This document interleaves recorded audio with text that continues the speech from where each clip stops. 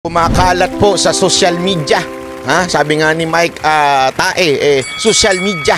Kumakalat po ang picture ng isang puti o foreigner na nasa Davao at nakasuot na NBI. Naku po.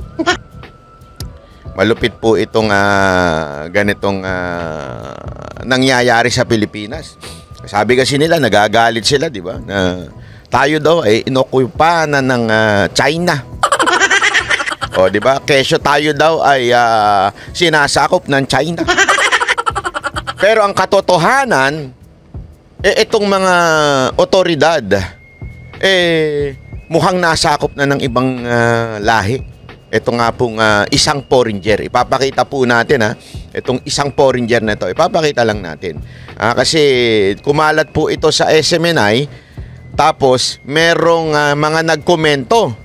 Ang tanong nila ito ba yung think tank ng CIA? Ito ba yung parang utak ng CIA? Tinatanong ng mga ilang kababayan natin, ipapakita natin. Ayan. Ayan. Ha? No, 'di ba? Pormahan pa lang, alam na this, 'di ba? Yung mga ganyang pormahan pang NBI daw. 'Di ba? Kita mo naman may logo ng NBI. At kinakausap. Sa Davao po yan nakuhanan doon sa kanilang pagtitipo nung bagong pulis nila doon sa Davao. At nakita ho ito, naaninag. Kita mo naman, bakit ang mga otoridad sa Davao, laging nagtatago? Yung mga nasa harap ng KOJC, nakamaskara. Yung mga pulis doon, tinatanggalan nameplate. Ito naman, nag-shades para hindi makita yung kanyang blue eyes. Diba? Akala naman niya hindi mapupunan ng taong bayan. Naku po. Ito nga isang kababayan natin, ang pangalan niya ay si Ibi Jugalbot. Ito. Ayan, kita nyo yan. Ayan yung kanyang pangalan. Hindi ho natin kilala yan. At meron siyang pinost dito na tungkol daw dito sa CIA daw na think tank. Di umano. Ito. Ayan. Sabi niya, Holy Tae. Bakit pag Tae hindi mura, no? Pero pag shit, mura. Sosyal. Holy Tae. Is that USAF Colonel Ray Powell of the Pentagon's Gordon Knott Center for National Security Innovation, a CIA think tank and propaganda outfit? Naku po. Ano pa sabi niya? Ito pa. In a post last night by SMNI, a photo visibly Caucasian man wearing an NBI shirt and cap was seen talking to the new Davao City Police Chief Colonel Marantan. Naku. Colonel Marantan, kasi simula mo pa lang kung ano-ano ng issue ang pumapasok sa'yo. The resemblance of the Caucasians, ibig sabihin, kamukha ni Ray Powell is very uncanny if we compare it to the tweet Ray Powell made on July 26, where he captioned it Davao Wedding, implying he himself, Ray Powell, is in fact in Davao.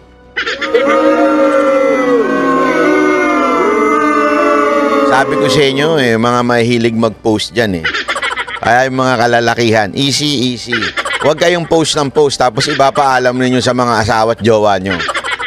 Minsan mahirap Post kayo ng post Ano post mo? Papaalam ka lang ng nasa opisina ka, may overtime. Tapos bigla ka magpo-post ng I did it my way. Patay tayo dyan. Ibig sabihin nun, nasa KTV ka. Diba?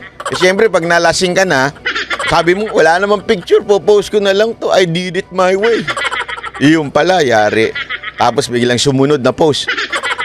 Please release me, let me go. Nakakita ng asawa mo. Ang niya, sandali, anong please release me, let me go? Because I don't love you anymore? Pambira ka, oo. Kala ko ba ang paalam mo nasa opisina ka? Overtime. Bakit please release me? Ano palusot mo? Hindi, kanta ko yan sa bus ko, di ba? Kinakanta ko yan sa boss ko kasi yung boss ko ayaw akong i-release. Yun! Atay tayo dyan. Ang palusot ng mga kalalakihan. Dito, nakita yung picture niya. Nag-post siya nito. Ito, ayan. Davao Wedding. Ayan po si Ray Powell. Siya po yung mismong nag-post niyan. Ang tanong, etong malupit na tanong. Ha?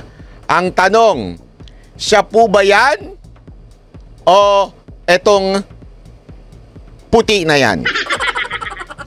Bilugan natin yung yan, mahilig bumilog.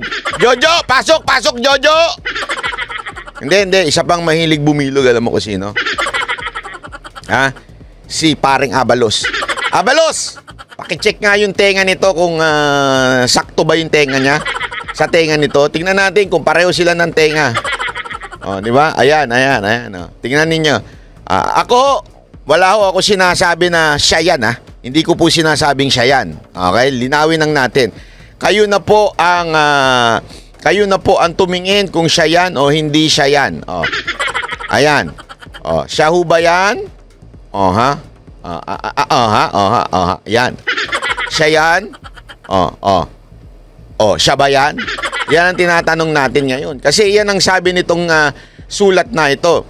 The resemblance of the Caucasian to Ray Powell is very uncanny if we compare it to a tweet Ray Powell made on July 26 where he captioned it, Davao Wedding, implying himself, Ray Powell is in fact in Davao at that time.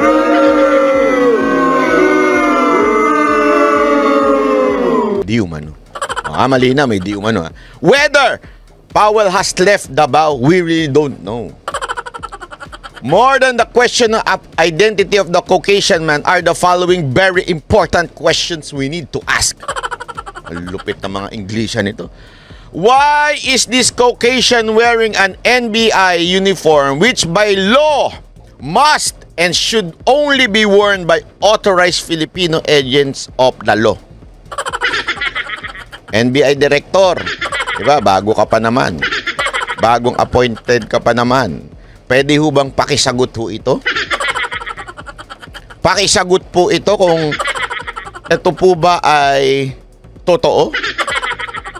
Nagtatanong lang ho tayo, ha? Totoo bang pinagsuot ninyo ng NBI? Ayan o, alinaw. NBI. May cap pa. Kompletos Ricardos na. Dinaig pa yung vlogger na nagsuot ng team leader na PNP. Ang inang vlogger yan, pretender talaga. Ito kayang NBI na to, pretender din kaya siya? O legit na inauthorize ninyo na magsuot ng NBI dahil talagang siya po ay parte na ng NBI? Nako. Second question that we need to ask, what is his purpose in Davao City? Ano ang kanyang purpose with all the EDCA sites? And now, this BBM's government have officially ceded our territories to the Americans, not the Chinese. Lupit ng mga ganyang bara, di ba? Hindi naman pala daw sa Chinese tayo nagpapasakop, ngunit sa mga foreigner na mapuputi. Sabagay, pagka ganyan ng siste, dadami na naman ang artista. Hindi, kasi ganyan eh. Diba? Yung mga artista natin eh. Hindi, pagka, di ba, meron tayong kamag-anak, nakita na kamag-anak na mistiso-mistisa dahil anak ng galing sa ibang bansa, tsaka Pilipina. Pag Pilipina yung nanay, tapos puti yung tatay, yung anak siguradong, lolokohin kagad natin. Uy! Yung anak mo, pang-artista yan ah. Di ba? Mga ganyan diskarte natin. Pang-artista yan ah, bata. Oh, puti-puti. Oh, ganyan tayo eh. Pagka mistiso't mistisa, artista na kagad eh. Oh. Kaya may benepisyo. Merong benepisyo yung EDCA. Dadaming artista sa Pilipinas. Di ba? Bago! Tama, mali. Di ba? Ayun lang naman ang benepisyo nun. The Philippines is now de facto territory of the US. We are now occupied country. Let that sink in. Naku po. Talagang malupit itong sulat ni Ibi Hugalbot. Jugalbot. Ayan. Hindi ko alam kung paano i-pronounce yung pangalan nito. Hindi ko po kilala ito ha. Basta ito lang yung kanyang FB. Ngayon, ang tanong, totoo ba yan? Yan ang tinatanong natin. Totoo ba yan? At syempre, more than that, kung totoong siya si Ray Powell o hindi. Okay? Ang tanong dyan, bakit nakasuot ito ng NBI? Ito po ba ay talagang opisyal na ahente o agent ng NBI? Dapat magpaliwanag ang NBI dito. NBI Director. Huwag mong gayahin si Marbil na tameme din. Every time may question sa iyo ang taong bayan, tameme kayo. Hindi kayo nagsasalita. Ang tanong, Sir, NBI Director, si Ray Powell po ba yan? Ayan Ayan po siya, nasa Davao siya. Tapos, eto, ang picture niya na nasa Davao. Pakisulat nga ho dyan, sa baba, pakikomento. Kayo ba'y naniniwala na si Ray Powell ito? Ako nagtatanong lang ho sa inyo, ha? Bakit? Sandali, Banat Bay, sino ba yung Ray Powell na yan? Pero bago yan, basahin natin ito. Maganda itong sabi nito. It is ironic to say that Davao has become a Chinese city. In fact, pag English ang caption, English din ang comments, Ganun talaga eh. Pag Jolog ang caption, Jolog si mga nagko-comment. Englishin ko kaya minsan kasi mga nagko-comment sa akin. Ito, in fact, doesn't have the Pogo hubs and Chinese national wandering around the city. Ibig sabihin, in fact, it doesn't have. Ibig sabihin, wala naman daw Pogo sa Davao. Even the whole Mindanao, no Pogo hubs and Chinese nationals. Unlike Luzon, that it has many Pogos and hubs and Chinese national, it is more common to see Americans and Indians in Davao than seeing Chinese nationals. Naku po. Tama nga naman yung komento nito. Wala naman pong Pogo diyan sa Mindanao, pero pilit nilang idinidikit sa mga Duterte ang Pogo. Ni sa Davao City walang Pogo. Bibihira ka makakita ng mga incheck. Hindi katulad dito. Halos lahat ng condominium, meron niya akong kilala may binebentang unit, murang-mura lang. Maganda ho yung condo, first class. Tapos nung tinanong ko kung bakit binebenta ng mura, syempre malay mo. Ginawang yun, kung ano man. Diba? Kasi daw sabi, kaya binebenta ng may-ari, ayaw nang tumira kasi punong-puno na daw ng mga incheck.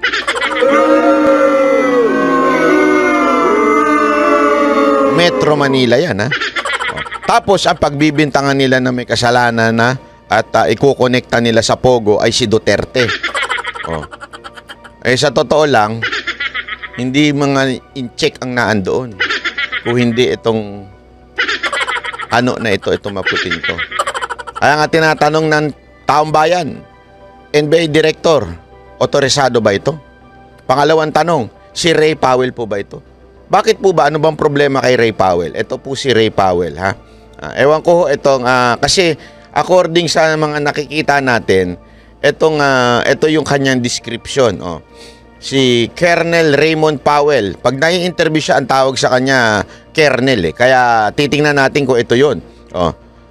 Ito, sabi niya, a 35-year career in the United States Air Force in 2021. Shortly after graduating from Harbor High School in Santa Cruz, California, 1985, Ray enlisted in the Air Force and was trained as Vietnamese linguist at the Defense Language Institute. Naku, mahilig talaga to sa Asian, ha? Alam mo naman mga he then served tours in the Philippines. Naku. Ayan na. And Hawaii. Naku. Mahilig talaga sa mga itsurang morena. Before receiving his commission on 1993 through Officer Training School, Ray commanded, the Air Force, U.S. Air Force Honor Guard in Washington. Ibig sabihin, madikit to sa Washington. Bakit to? Ayan, he commanded the United States Air Force Honor Guard in Washington, D.C. 3 taon siya doon. 2 pala, 2009 to 2011. Ray entered training to become a foreign area officer in 2011. He then served in diplomat post as air attaché to Vietnam. Talagang mahilig sa and the Senior Defense Official Defense Attaché to Australia. His other assignments have included Northern California, Japan, Germany, two tours in Qatar, and 3 in the Pentagon. Ibig sabihin, talagang malupit tong maman to. Pagdating sa mga operatives, malupit to. O, nalagay ho siya sa, sa Pentagon. Alam naman po natin kung ano yung Pentagon na yan, di ba? Nandyan din yung mga malulupit na agent ng Amerika. Oh, he also deployed to combat tours in Iraq and Afghanistan. Ibig sabihin, talaga hong ina-assign siya sa ibang mga bansa para sa mga matitinding operative. Nako, malupit to. Ayan, ang dami yung kanyang Distinguished Career Institute, sabi ng Stanford. Ibig sabihin po, pagka palupitan at palupitan, malupit po ito. Malupit po itong maman to. Talagang siya ho ay inilalagay sa mga iba't ibang bansa para mag-operate. No, ang tanong, siya ba yan? Siya ba ho ito? Pasok, abalos. Depensa kagad. Dapat mabilis. Ang bilis mong depensahan si Marcos doon sa video na yan Wala pang ilang oras na lumabas yung video. May press con ka na Pwede bang gawan mo naman ito ng is this true? CIA consultant analyst or whatsoever, pinasok na ba tayo ng Pilipinas? Siyempre walang aamin. Hindi naman aamin yan. Sigurado tayo. Alam naman tong gobyerno, tong sinungaling Hindi ho sila aamin. Pero siyempre, lalong-lalo naman kung ikaw ay CIA, napapanood natin sa pelikula yan. Kahit anong, yung asawa nga nila, pinagtataguan nila na CIA, di ba? Yung trabaho nila, hindi nila sinasabi yung kahit sa asawa nila. Kaya, eto sa Amerika, kung gusto mong, magloko, pag yung mabubuking ka na, nahuli ka, nakapatong. Ang dahilan mo kagad sa asawa mo, hey, I'm a CIA. Do you know that? This is an operation. Nakapatong ka na, operation, Hindi, I'm trying to know this person because that's my duty as a spy. And I cannot say that to you because I am a CIA. It's a secret black ops. Lusot ka ngayon sa asawa mo. Diba? Siyempre, pagka kinonfirm yan, no. Punta siya, di ba? Pag sinabi doon sa opisina, no, he's not a CIA. Siyempre, lalapit ka ngayon sa asawa mo, sasabihin mo, of course they would deny. I am a secret operative. Dilusot ka ngayon. Nakapatong ka. Sabihin mo lang, I'm just testing the girl if she can handle me. Ay, kung gusto mo lumusod dyan sa Amerika, payo ko sa mga taga-Amerika, sabihin nyo, CIA kayo. Biro lang pero totoo yan, di ba? Yung mga CIA, hindi naman nila sinasabi kung sila po ba ay spy. Hindi i-deny nila yan hanggang kaduluduluhan. At meron nung usapan dyan. Kahit magkamatayan na, hindi aaminin niya ng ahensya na parte ka ng CIA. I-deny at i-deny ka. At pag nahuli ka, bahala ka sa buhay mo. Ganun dun. Kaya ganun ang tirada ng CIA. O sa mga CIA na nanonood, ako po ay isang komedyante lang. Hindi po ako political komedyante lang po ako. Nagpapatawa lang po ako dito. Pero kasi tinatanong ng taong bayan, yung pagsuot-suot niya ng NBI, yan po ba legit? Kasi pag ang Pilipino, ordinaryong Pilipino, nagsuot ng ganyan, aarestuhin. Kasi bawal yan sa ating konstitusyon, bawal yan sa ating batas. Diba? Aarestuhin ka. Impersonating, di ba? Ang kakaso sa'yo, di ba? Impersonating. Tapos, pagkakano, pwede. Pagkaputi, pwede. Hindi ko alam kung kano siya, pero parang gano'n na nga. Di ba? Pagka foreigner, pwede. Kasi mas mataas ang lahi nila kasi mga puti sila. Gano'n na ba sa Pilipinas ngayon? Total abuse na talagang ginagawa nyo sa bayan natin? O baka naman talagang hawak na tayo sa liig ng mga kano. Hindi, ako nagtatanong lang kasi baka naman hawak na tayo sa liig talaga ng mga kano. Baka naman talaga, ano na tayo, alam niyo yun, tuta na talaga tayo ng mga kano.